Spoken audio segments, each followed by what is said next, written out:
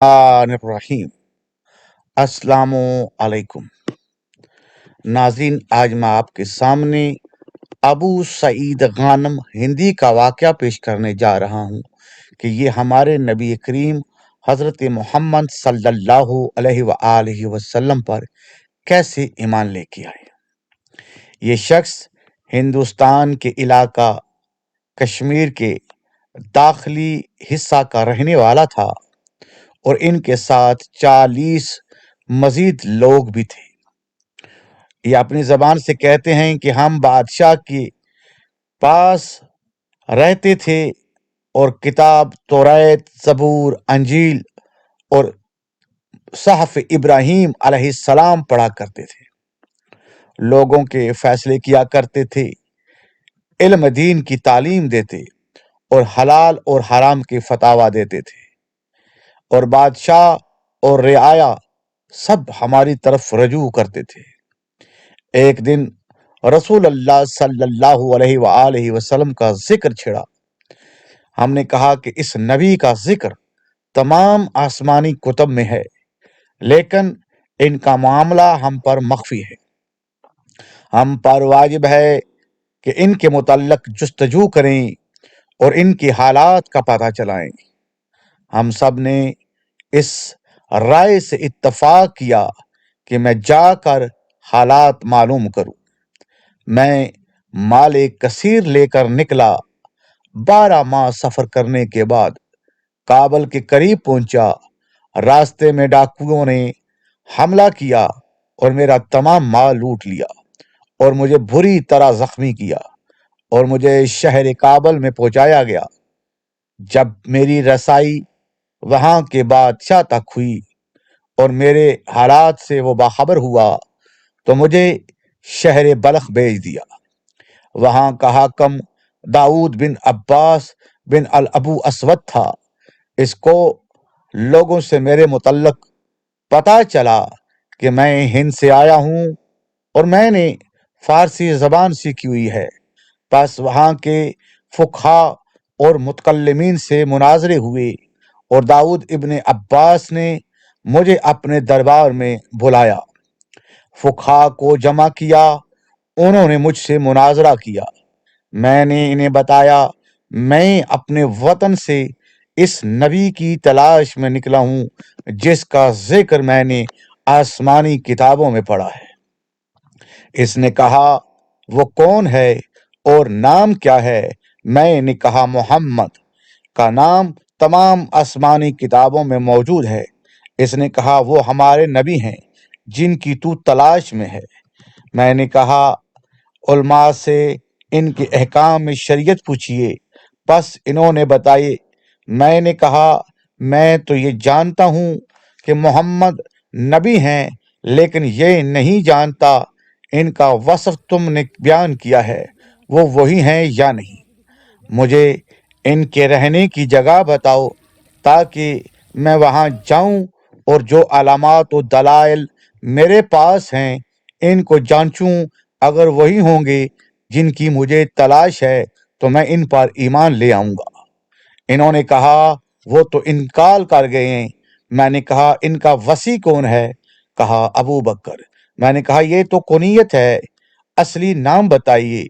इन्होंने अब्दुल्ला कहा और कुरैश तक नसब बयान किया। मैंने कहा, अपने नबी का नसब भी बयान कीजिए। उन्होंने नसब बयान किया। मैंने कहा, जिनकी मुझे तलाश है ये वो नहीं हैं जिनको मैं तलाश करता हूँ।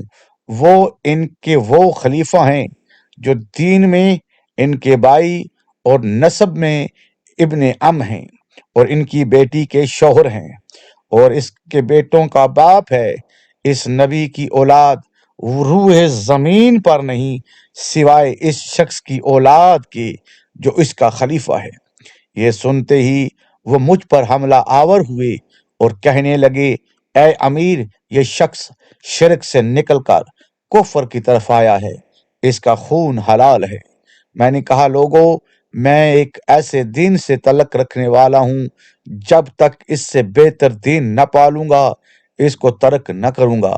मैंने इन किताबों में जो अंबिया पर नाज़िल हुई اس نبی کی یہی صفت پائی ہے۔ میں ہندوستان سے آیا ہوں اور اسی عزت کے ساتھ جو مجھے حاصل ہے، میں ان لوگوں کو تلاش کر رہا ہوں۔ جب میں تم سے تمہارے نبی کی صفات سنی جن کو تم نے بیان کیا تو میں سمجھ گیا یہ وہ نبی نہیں جس کا آسمانی کتابوں میں ذکر ہے، لہذا تم میری اعزاز رسائی سے باز رہو۔ اور حاکم نے ایک شخص حسین بن شکیب کو بلا کر کہا، اس شخص سے مناظرہ کر۔ اس نے کہا، اللہ آپ کی حفاظت کرے، بلخ میں اور بہت سے فقہا اور علماء ہیں جو مجھ سے زیادہ جاننے والے ہیں اور مناظرے کے مشتاق ہیں۔ اس نے کہا، جیسا میں نے کہا تم ہی مناظرہ کرو، اسے خلفت میں لے جا، نرمی سے بات چیت کرو۔ جب میں ابن شکیب کے سپردگی میں آیا تو اس نے مجھ سے کہا، تمہارا مطلوب وہی نبی ہے جس کا وصف ان لوگوں نے بیان کیا ہے، لیکن جیسا انہوں نے کہا امر خلافت کا اس سے کوئی تعلق نہیں۔ یہ نبی محمد بن عبداللہ ہیں اور ان کے وصی علی ابن ابی طالب ہیں، اور وہ فاطمہ بنت محمد صلی اللہ علیہ وآلہ وسلم کے شوہر ہیں، اور حسن و حسین جو رسول اللہ کے نواسے ہیں، باپ ہیں۔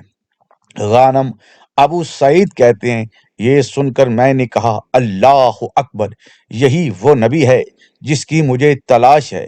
پھر میں داؤد بن عباس کے پاس آیا اور کہا، اے امیر، میں نے پا لیا جس کی تلاش تھی، اور میں گواہی دیتا ہوں کہ اللہ کے سوا کوئی معبود نہیں اور محمد اللہ کے رسول ہیں۔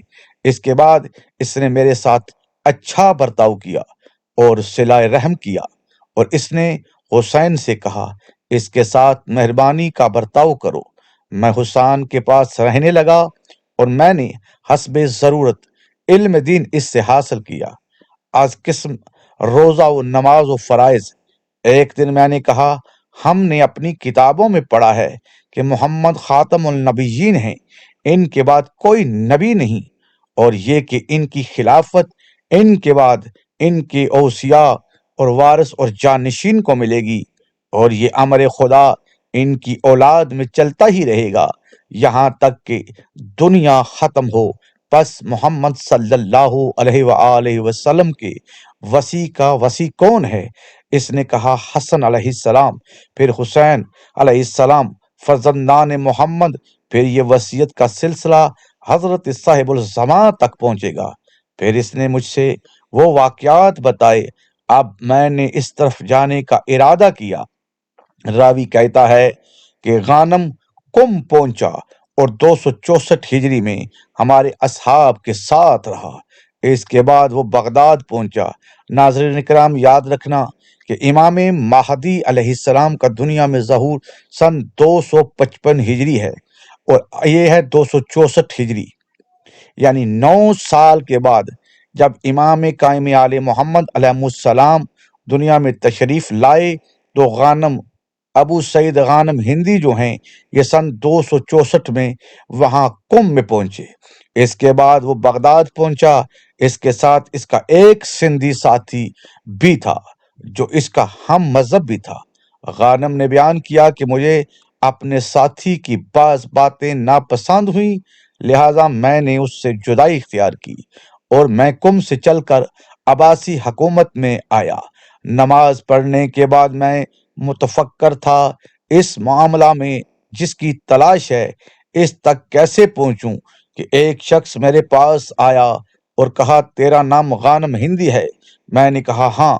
اس نے کہا، تیرے مولا تجھے بلاتے ہیں۔ میں اس کے ساتھ چلا یہاں تک کہ ہم ایک گھر اور باغ میں جا پہنچے جہاں ایک بزرگ بیٹھے تھے۔ انہوں نے فرمایا، مرحبا اے غانم۔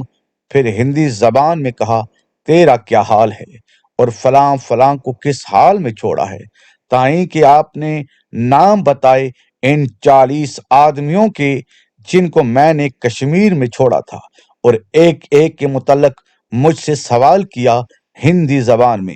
پھر تمہارا ارادہ اس سال حج کا ہے؟ اہل قم کے ساتھ میں نے کہا، ہاں۔ اے میرے آقا، فرمائے ان کے ساتھ حج کو نہ جانا کیونکہ قذاق لوٹ لیں گے۔ اس سال اگر جاؤ تو واپس آ جانا اور اگلے سال حج کرنا۔ پھر ایک تھیلی جو حضرت کے سامنے رکھی تھی مجھے دی اور فرمایا اسے اپنی ضرورت میں صرف کرو اور فلاں شخص کے پاس بغداد نہ جانا اور یہ حال اس سے نہ کہنا۔ راوی کہتا ہے اس کے بعد غانم میرے پاس آ گیا شہر کم میں۔ پھر اس نے اپنے مقصد میں کامیابی کے بعد کم میں رہائش اختیار کر لی۔ لوگوں نے بتایا ہمارے ساتھی جو حج کے لیے نکلے تھے عقبہ گھاٹی میں واپس آ گئے۔